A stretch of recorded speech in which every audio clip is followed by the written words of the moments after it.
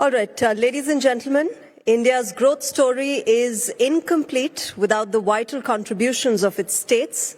Today we focus on how states are adding to India's broader narrative of progress and development. And to shed light on this, we are honored to have the Chief Minister of Chhattisgarh, Shri Vishnu Deo Sai, sharing his insights on the state's journey. He will be joining us virtually in conversation with Navika Kumar. Over to you.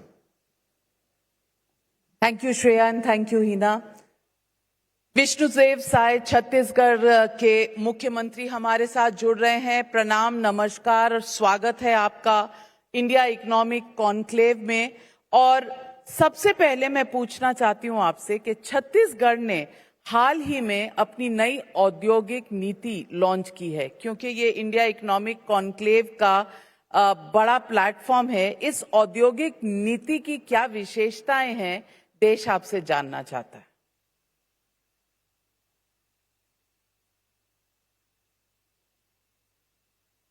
देखिए, अभी छत्तीसगढ़ उद्योग नीति 2024-30 launch किए हैं और इस उद्योग नीति को बनाने में हमारे जो वाणिज्य उद्योग मंत्री हैं श्री लखनलाल देवांगन जी और उनकी पूरी टीम बहुत मेहनत की है।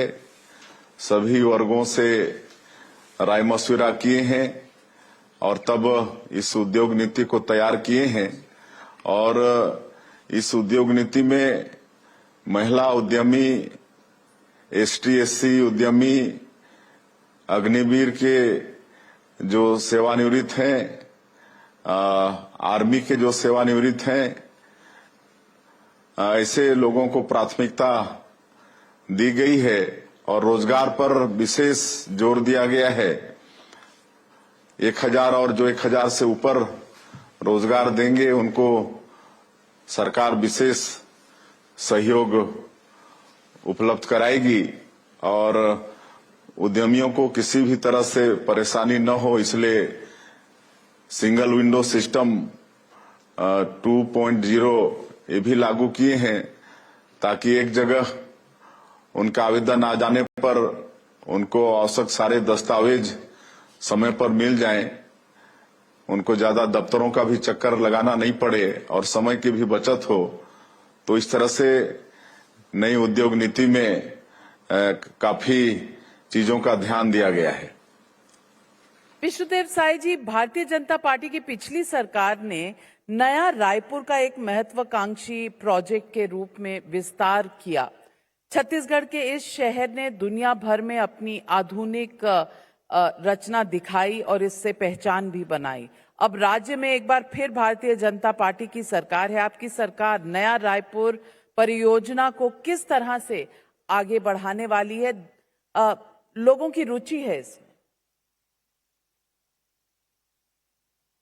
देखिए, अभी छत्तीसगढ़ उद्योग नीति 2024-30 लॉन्च किए हैं और इस उद्योग नीति को बनाने में हमारे जो वाणिज्य उद्योग मंत्री हैं श्री लखनलाल देवांगन जी और उनकी पूरी टीम बहुत मेहनत की है। सभी वर्गों से राय मशविरा किए हैं और तब इस उद्योग नीति को तैयार किए हैं। और इस उद्योग नीति में महिला उद्यमी, एसटी एससी उद्यमी, अग्निवीर के जो सेवानिवृत्त हैं, आर्मी के जो सेवानिवृत्त हैं, ऐसे लोगों को प्राथमिकता।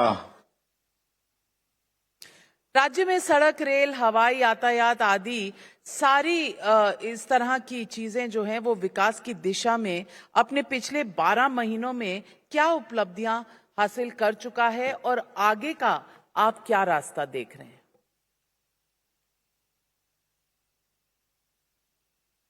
देखिए, एक तो डबल इंजन की सरकार है और विधानसभा चुनाव कैंपेनिंग के दौरान भी मोदी की गारंटी लॉन्च किए थे और आदरणीय हमारे देश के यशस्वी प्रधानमंत्री स्वयं भी आकर कई कैंपेनिंग में छत्तीसगढ़ की जनता से वादा किए थे कि भारतीय जनता पार्टी की सरकार बनेगी तो यहाँ सबका विकास होगा, जैसा उनका मूल मंत्र है, सबका साथ, सबका विकास, सबका विश्वास और सबका प्रयास।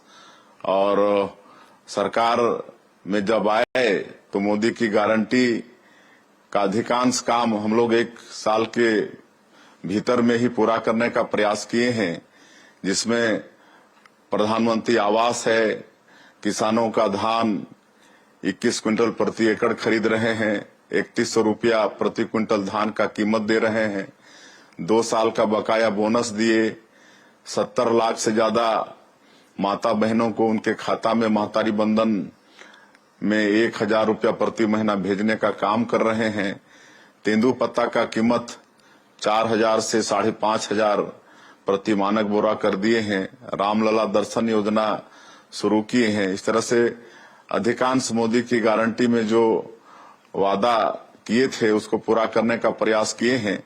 और जैसे मैंने कहा कि डबल इंजन की सरकार है, तो हम लोग प्रदेश की समस्या को लेकर भारत सरकार के पास जा रहे हैं, तो उनका भी भरपूर आशीर्वाद मिल रहा है। हमारे देश के जो सड़क परिवहन मंत्री हैं आदरणीय नितिन गडकरी जी, वो 20,000 करोड़ से ज्यादा की राशि नए हाईवेज और रायपुर शहर में फ्लाईओवर और सड़कों के निर्माण के लिए दिए हैं।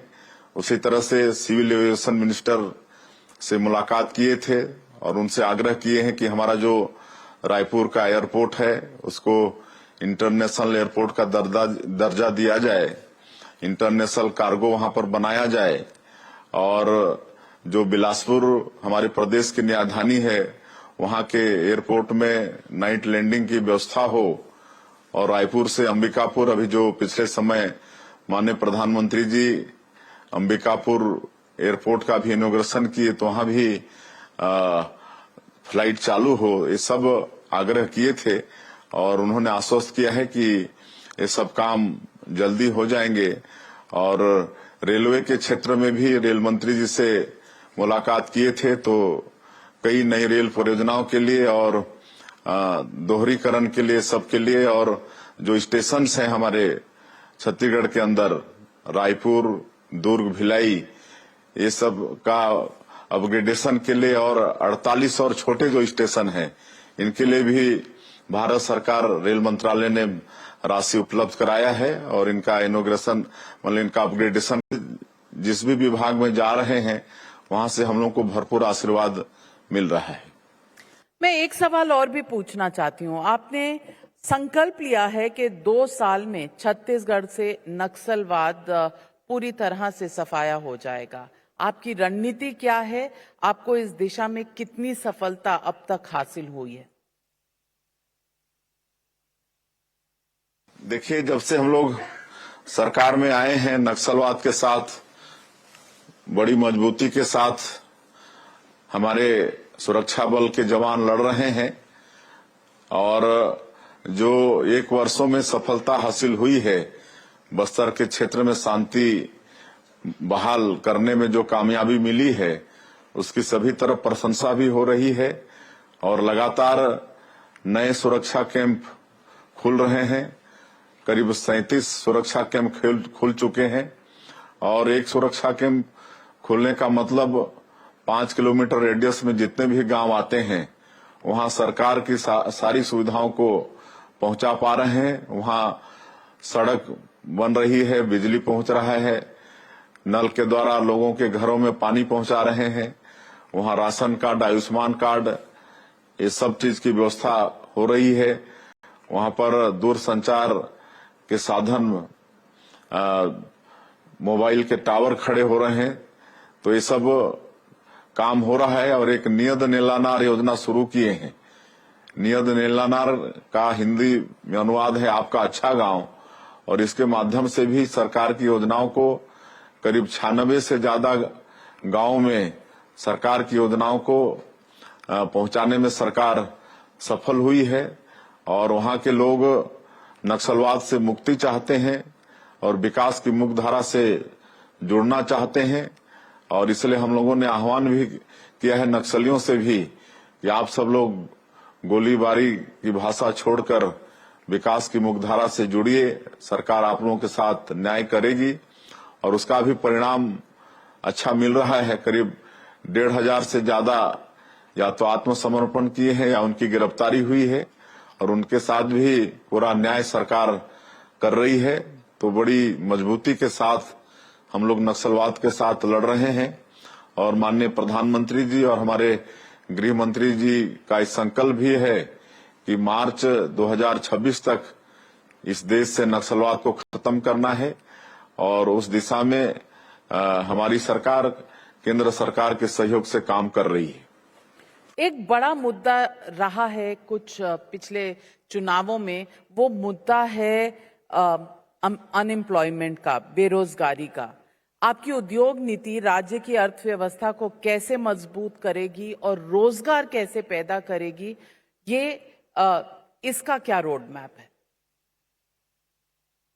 बहुत संभावनाएं हैं, यहाँ पर बहुत मिनरल्स हैं, आयरन ओर है, कोयला है, यहाँ गोल्ड है, डायमंड है, टीना है। इस तरह से मिनरल्स का भंडार हमारे छत्तीसगढ़ में है। यहाँ बिजली पानी सब है, उद्योग के लिए अनुकूल वातावरण है और यहाँ पर वनोपज भी खूब है। छत्तीसगढ़ में सैकड़ों तरह के वनोपज हैं। आज 24% भूभाग यहाँ मतलब वनों से आच्छादित है। यहाँ मिट्टी भी उर्वरा शक्ति से भरपूर है, मेहनतकश किसान है।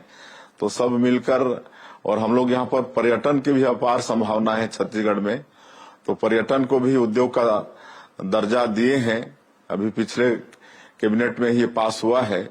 तो सब मिलाकर और अभी कुछ दिन पहले ही एक इंडस्ट्रियल मीट यहाँ पर हुआ था जिसमें 27 समूह के लोग कुल 35,000 करोड़ का उनके साथ MOU साइन हुआ है और भी लगातार सूचना मिल रही है कि यहाँ इन्वेस्टर इन्वेस्ट करने के लिए तैयार हो रहे हैं।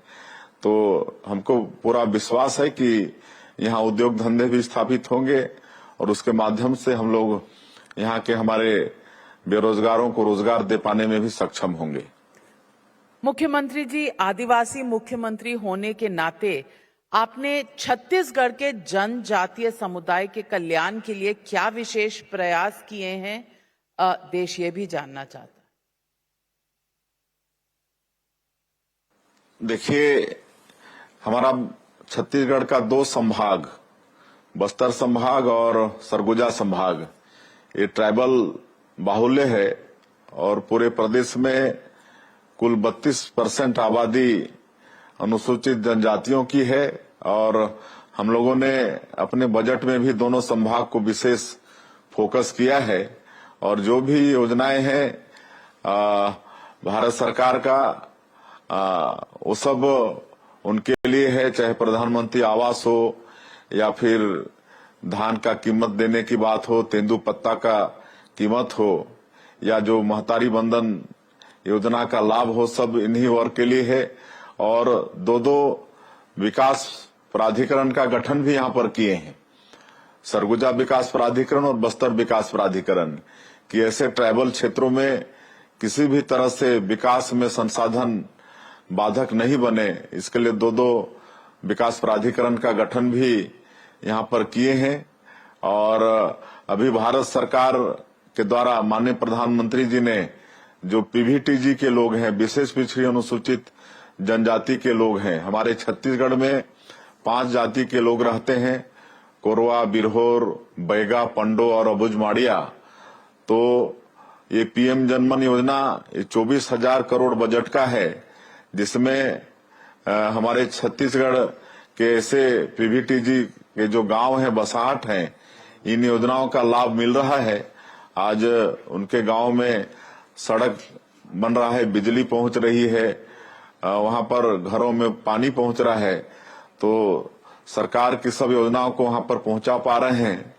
और उसी तरह से माननीय प्रधानमंत्री जी ने एक धरती आबा ग्राम उत्कर्ष योजना अभियान भी शुरू किया है। अभी पिछले 2 अक्टूबर को उन्होंने लॉन्च किया है, तो इसमें 6,500 गांव हमारे छत्तीसगढ़ के जो ट्राइबल बाहुल हैं वो लाभ इसका ले पाएंगे।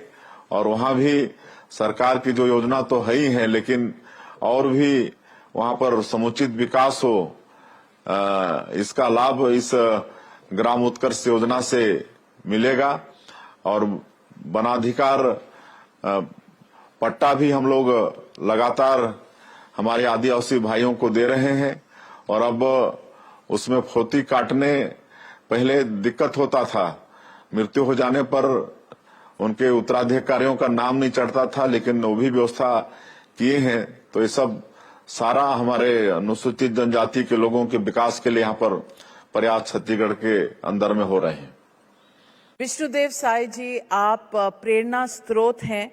आप आदिवासी जनजाति से आते हैं, लेकिन जिस तरह से आपने एक संकल्प लिया है अपने राज्य को आगे बढ़ाने का, और आम आदमी जो पिछड़ा है, जो आगे बढ़ना चाहता है, उसे राह दिखाने का, उसके लिए आपको नमन।